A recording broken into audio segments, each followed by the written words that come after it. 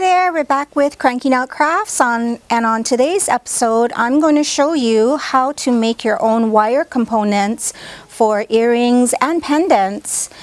These are things that you can make on your own with the proper tools, and it's a great way to be creative and yet be consistent depending on the tools that you use. So if we go with a plain, I'm going to show you how to just make a plain teardrop. This one is hammered down, and hammering it down will let you have a sturdier component to work with. And then from there, it's up to you with your imagination to embellish it how you like, as far as how plain or elaborate you want to go. So I like to use 20 or 22 gauge wire when I'm making my components. 20 gauge will be for larger components that are over an inch. 22 is great for smaller components. It helps keep the weight down, as well as the smaller sizes work nice with the thinner gauge wire. It'll hold its shape better.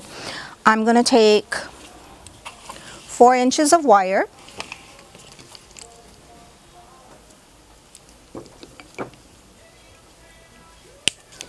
And I'm going to trim both ends to make sure that they're flat.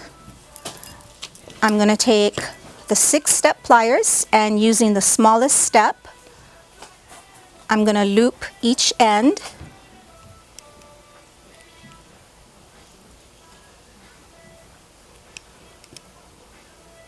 So the loops will be facing each other and parallel. Next, I use the wrap and tap, and I bring the 2 ends up, pressing against the largest step of the wrap and tap until the loops meet or slightly overlap. Now this alone you can already use. Use your fingers to make the ends meet together and line up, but I'm going to hammer it. So I'm going to use a chasing hammer, nice and smooth, slightly concave on one end, and I'm going to hammer onto my bench block.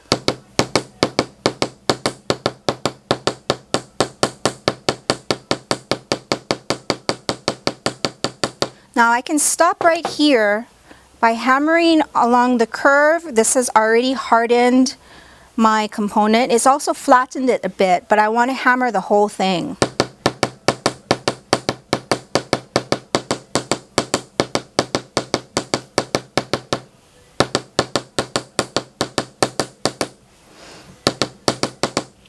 Now when you hammer,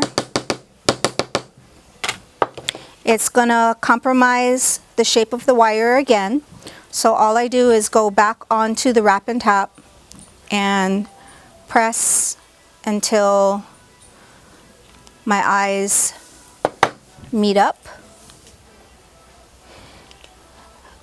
When it's flat like this, it's easier to embellish with wire and beads because it'll hold its position and it won't roll around while you're wrapping. So that's one of the reasons to flatten it. Some people just like the look. Now if you want to have a little bit of texture, you can use a texturing hammer, or you could also use the rounded end of the chasing hammer.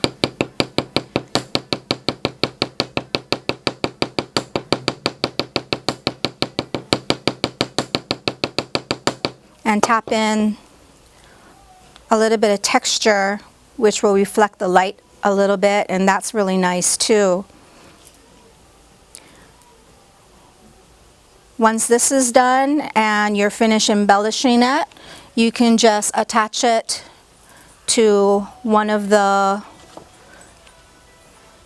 ear wires I showed you how to make earlier. Open up the loop, slip it through the eyes, and close. And there's a fast way to make your own ear wires and earring components, all by hand, all by you.